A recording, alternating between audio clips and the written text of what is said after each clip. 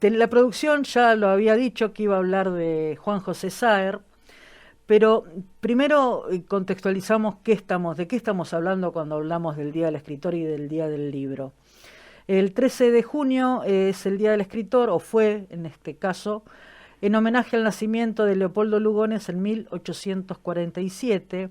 Recordemos que Lugones fue el fundador y primer presidente de la Sociedad Argentina de Escritores. Si el tiempo nos da hoy, en el último bloque vamos a hablar un poco de Lugones, y después de eso a mí me echan justamente de esta institución, pero bueno. Y el 15 de junio es el Día del Libro porque ese día, pero de 1908, es decir, que hace más de 100 años, mire usted cómo pasa el tiempo, se entregaron los premios del concurso literario del Consejo Nacional de Mujeres.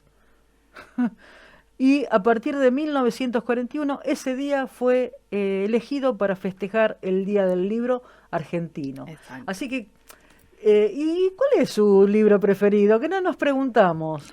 Tire un libro rápido, no piense.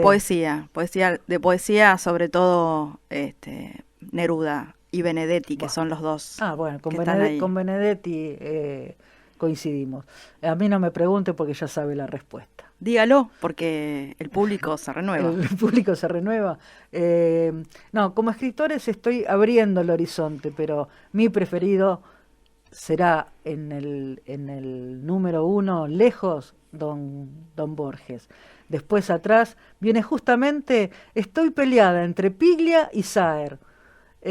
Así que por eso arrancamos con Saer, un Bien. escritor increíblemente genial, don Juanjo. Don Juanjo. Bueno, ¿por qué lo traemos a Saer hoy? ¿Por qué? ¿Por qué? Porque el 11 de junio fue el aniversario de su fallecimiento. Si bien siempre acá yo trato de no recordar días de muerte, sino de nacimientos, pero bueno, justo. Junio, se murió en junio, vamos con junio.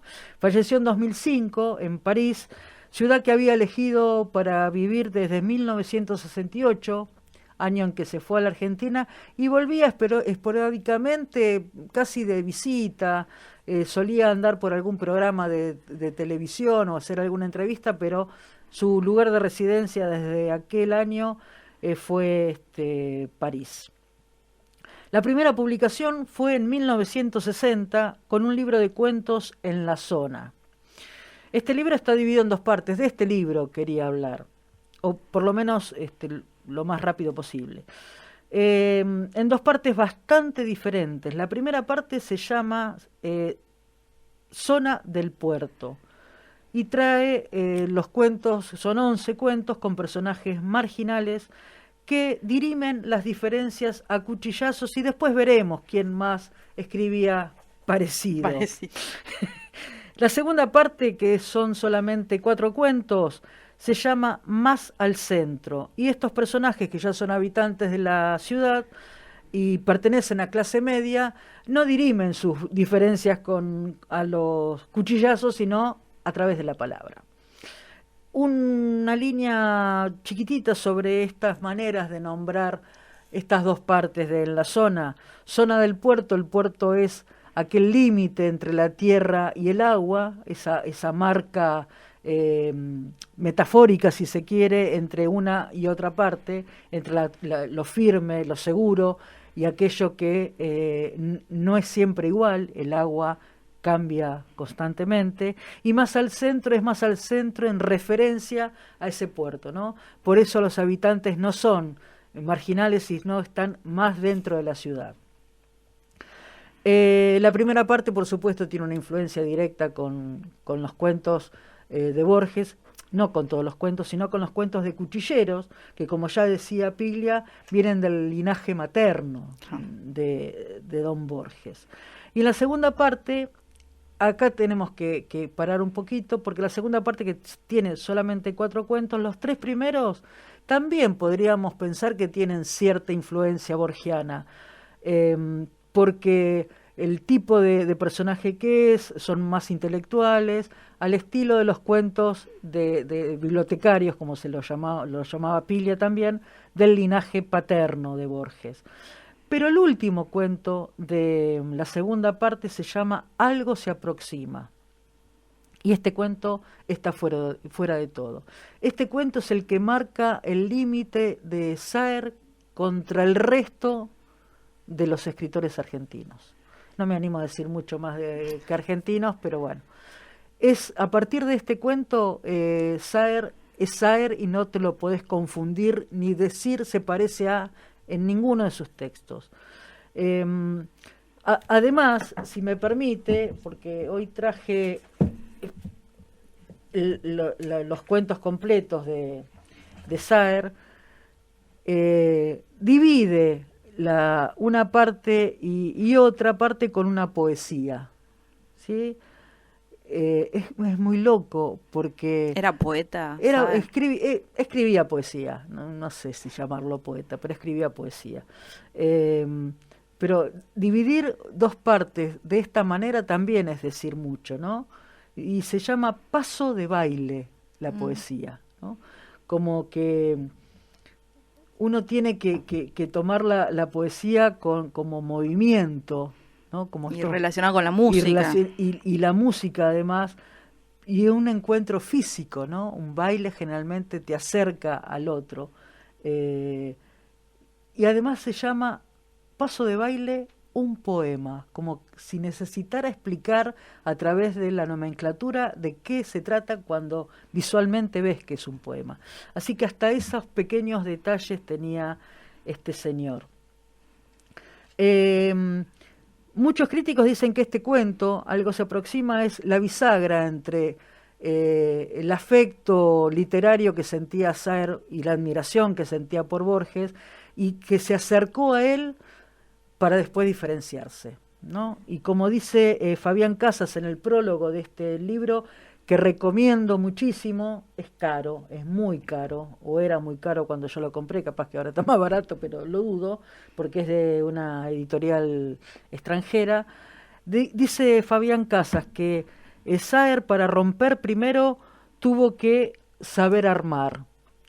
Para poder diferenciarte, para poder ser distinto tenés que conocer eso de lo que te querés diferenciar, ¿no? Sí, seguramente, sí.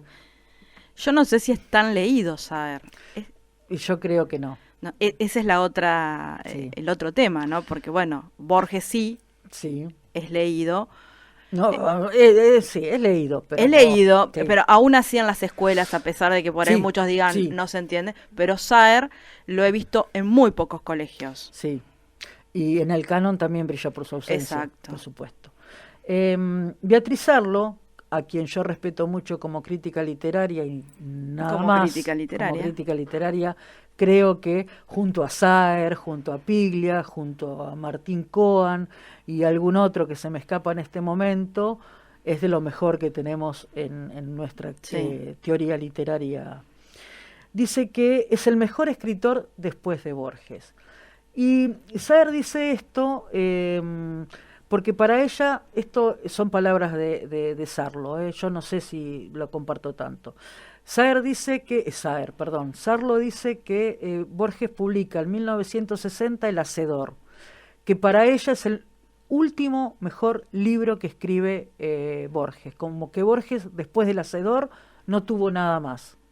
Palabras de Beatriz Arlo, no mías, por favor. Que lo ha analizado ampliamente. Sí, bueno, yo no digo que no, pero bueno, me parece que hay algunas otras cuestiones para ver después. Pero sí, Saer es una Sarlo es una estudiosa de Borges.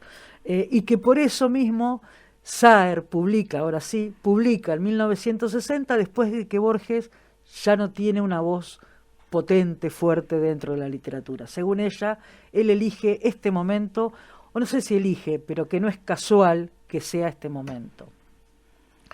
A partir de Algo se aproxima, en la ficción de Saer no se va a parecer a ninguna otra. Y algo que dice Piglia, que yo lo he comprobado, no leí toda la obra literaria de Saer, leí mucho, bastante, pero no toda, porque realmente es mucha. Los tengo todos. Estás en proceso. Los tengo todos los libros, así que lo único que me falta es tiempo. Piglia dice que para entender la literatura de Saer hay que leer todo lo de Saer, porque es una obra global, la llama Piglia. ¿Por qué? Porque los personajes de un cuento después aparecen en una novela, los personajes de una novela aparecen en un cuento, las situaciones, el contexto geográfico. Santa Fe está presente todo el tiempo, pero puede no ser Santa Fe. Sabemos que es Santa Fe, pero puede ser cualquier ciudad del mundo. Puede ser algo mítico. Exactamente. Entonces, es difícil poder entender, no es difícil, igual se entiende, pero yo calculo que lo que Piglia quiso decir que para entender absolutamente todo Saer hay que leerlo todo. Que por ahí no sucede con otros escritores que vos podés leer parcialmente y lo vas comprendiendo, vas aprendiendo a leerlo. Saer es está tan enredado un personaje, un cuento con una novela, un escenario con otro, es como si fuese un tejido tan extenso que lo entendés pero a medias, no terminás de ver algo acabado. Yo creo que iba por ahí Piglia. Yo personalmente nunca leí a un escritor en su totalidad. No, gracias por considerarme tan poco lector. No, nunca leí un autor de esta magnitud. El tipo tenía toda la literatura en la cabeza, es increíble porque cuando escribía algo, escribía en relación con algo, no del año pasado, por ahí de 20 años atrás. Es increíble cómo tenía todo en su cabeza. Y lo más interesante es que no es algo forzado. Por ahí vos te das cuenta, este tipo está buscando... No, lo lees y hasta naturalmente sale, porque por ahí hasta la descripción va reiterando la descripción de los personajes de un cuento a otro, de una novela a un cuento, y vos te das cuenta, claro, es increíble como sabe tejer, evidentemente, claro, y entonces lo hace fácil. Es como siempre dicen de los tenistas, hoy que estamos con las metáforas deportivas, cuando vos ves una jugada de un tenista y dices, qué fácil, no es que es fácil, el tipo la hace fácil porque la tiene clara. Saer lo hacía fácil porque la tenía re claro. Y acá por ahí podemos acercarnos de por qué no está en el canon, a ver qué le parece a usted. Saer decía de sí mismo que no le interesaba la popularidad. Él no quería ser un escritor masivo, ni popular, ni que todo el mundo lo leyera, por ahí ni siquiera que todo el mundo lo conociera.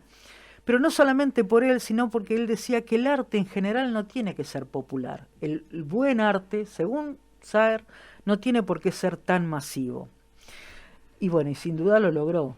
Muy pocos lo conocen, muy pocos lo leen. No creo que Borges haya opinado algo diferente. Sí, no creo que Borges haya querido ser popular. No, y Borges no es popular. Bueno, y por eso a eso voy con respecto al canon. Sí, pero Borges por ahí tuvo... es tan distinta la literatura de Borges. No, pero lo digo sí, por esto de que sí aparecen en el canon él y no otros.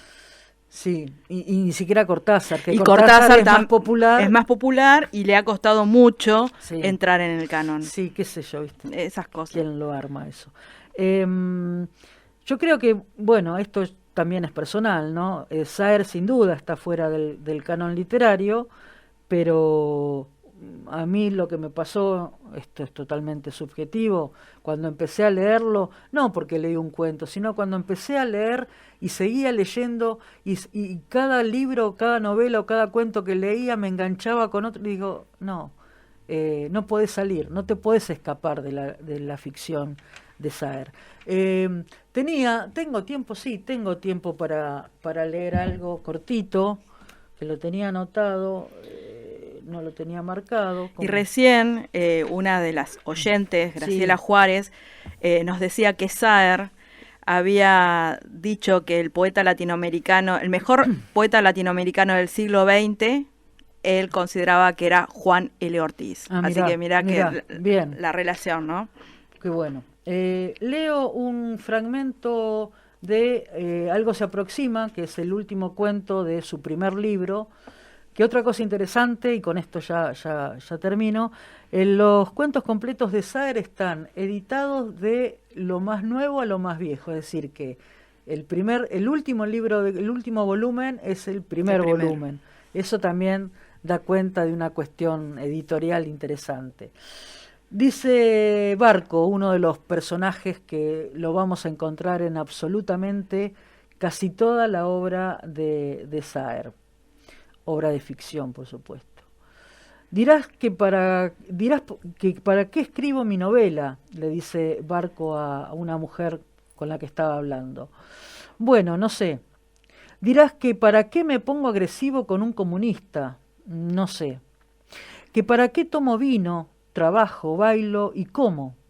Bueno, te digo, no sé, no sé, no sé. Dirás literatura, posiblemente, casi seguro. Valdría la pena, creo, sin embargo, configurar una existencia dedicada al crimen para tener una mínima solvencia ante la imbecilidad. Quisiera que estuvieras, algunas veces, un segundo dentro de mí. Es como si el cráneo me quedara demasiado grande y el cerebro anduviera dándose golpes contra los parietales y resonando dentro de mi cabeza. De algo se aproxima del primer volumen de cuento de Saer, en la zona. Leí solamente un fragmento en el que se ve la voz de Barco, uno de sus personajes emblemáticos.